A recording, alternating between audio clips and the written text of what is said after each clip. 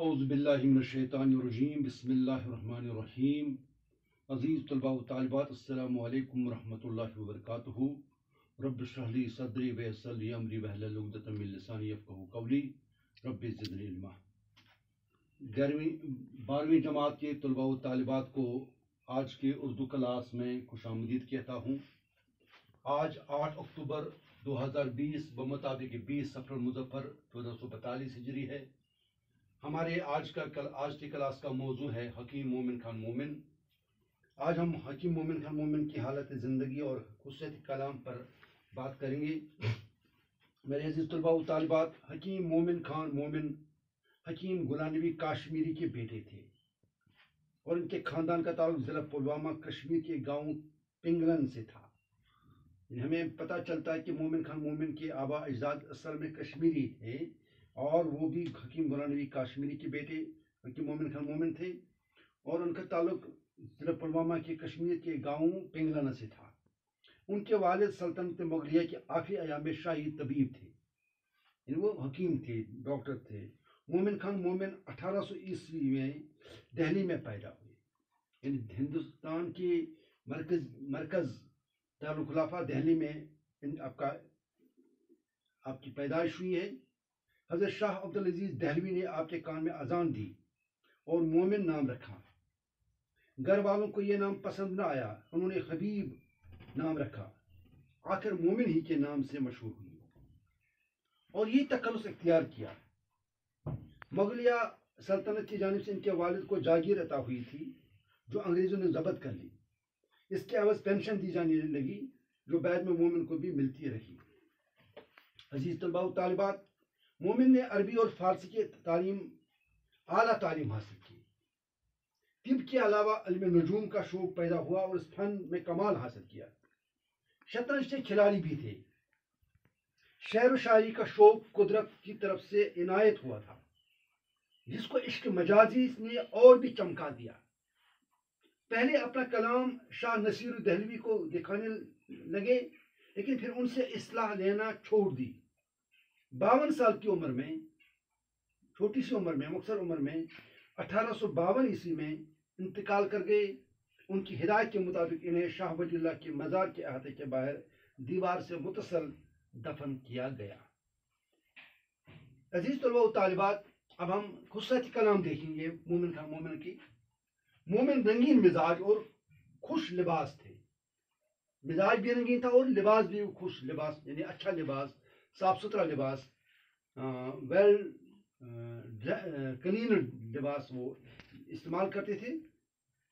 انہیں تاریخ گوئی میں کمال حاصل تھا۔ ان کے کلام میں خیالات کی پختگی، ان کے کلام میں خیالات کی پیچیدگی اور بنسوں کی چستی اور نادرستی بدمزگی پیدا کرتی ہے، یعنی یہ چیزیں ان کی خامیاں ہیں، پیچیدگی بھی ہے اور بنسوں کی چستی اور نادرستی، جس سے بدمزگی پیدا ہوتی ہے۔ اکثر اشعار میں ابہام پایا جاتا ہے اور اکثر اشعار بہت مشکل ہیں، وہ اشاروں سے زیادہ کام لیتے ہیں۔ معاملہ بندی ان کا خاص میدان ہے۔ رنگ تغزل یعنی غزل کا رنگ جو ہے وہ خوب ہے۔ عزیز پیارے بچوں، مومن اپنے اشعار میں ایک اچھوتے انداز کی بنیاد ڈالی۔ مومن نے اپنے اشعار میں ایک اچھوتے انداز کی بنیاد ڈالی۔ وہ ایک خاص انداز سے اپنی بات بیان کرتے ہیں۔ مومن کے کلام میں جہاں عشقیہ جذبات نمایاں ہیں وہیں ان کے اشعار میں اصلیت کا رنگ بھی نظر آتا ہے۔ اگر عشقیہ جذبات بھی ہیں لیکن اصلیت کا رنگ بھی، اس کا دامن بھی نہیں چھوڑا ہے۔ حسن عشق ان کی شاعری کا محور ہے جس سے کلام میں رنگ تغزل پیدا ہو گیا، یعنی ان کی شاعری میں حسن عشق جو ہے وہ مرکزی خیال ہے اور جس وجہ سے رنگ تغزل کلام میں پیدا ہوا ہے جس سے ایک شگفتگی کا احساس ہوتا ہے۔ مومن نے اپنے غزل کا دائرہ محدود کر دیا اور اس محدود دائرے میں جدتیں پیدا کی۔ ان کے کلام میں جذبات کی شدت اور فراوانی کے ساتھ ہی ساتھ نازک خیالی بھی عیاں ہے۔ مومن کی تشبیہات اور استعارات ان کی سلیقہ مندی کے گواہ ہیں، یعنی جو مومن شاعر ہیں انہوں نے اپنے اشعاری میں تشبیہات اور استعارات کو ان کی استعمال کیا ہے، اور یہ ان کی سلیقہ مندی کی گواہی ہے. اس سے ان کا سلیقہ پتہ چلتا ہے کہ جس طرح کی وہ سلیقہ بندی کرتے تھے.